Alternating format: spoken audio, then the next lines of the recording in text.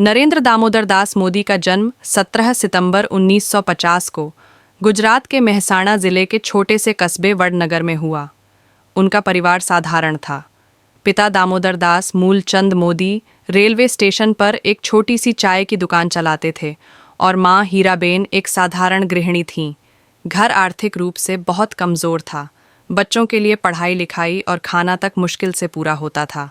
मोदी बचपन से ही अपने पिता की चाय की दुकान पर मदद करते थे और यात्रियों को छोटे गिलासों में चाय परोसते थे। यही काम उन्होंने कई साल किया, जिससे उनकी पहचान चाय वाले के रूप में बनी। बचपन से ही उनमें हिम्मत और लगन थी।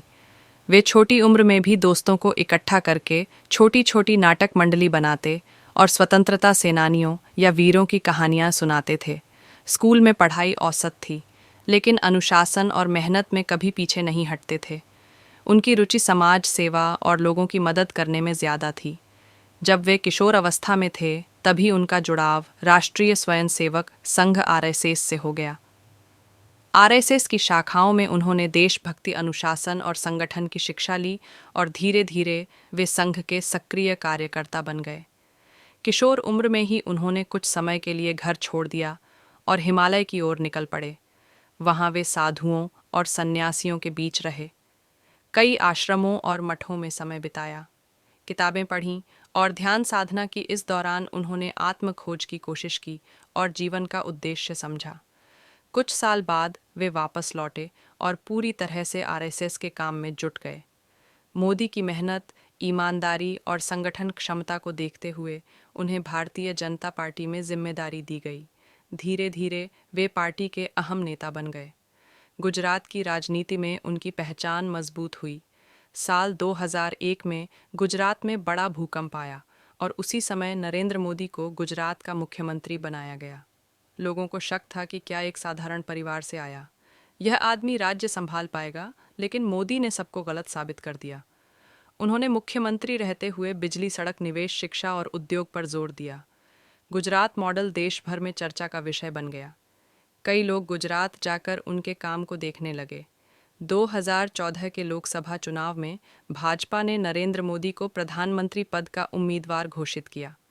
यह मोदी की जिंदगी का सबसे बड़ा मोड़ था। उन्होंने पूरे भारत का दौरा किया। चुनाव प्रचार में उन्होंने अपने बचपन की चाय वाली कहानी को जनता के सामने रखा।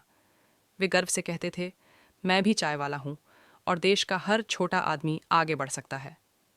यह लाइन आम जनता के दिल में उतर गई। गरीब हो या मध्यम वर्ग, सबको लगा कि मोदी उनकी तरह का आदमी है, जिसने संघर्ष से ऊपर उठकर यह मुकाम हासिल किया। चुनाव प्रचार के दौरान वे दिन रात मेहनत करते थे। जनता की भीड़ उमड़ पड़ती थी। 2014 के चुनाव में भाजपा को ऐतिहासिक जीत मिली और नरेंद्र मोदी भारत के प्रधानमंत्री बने।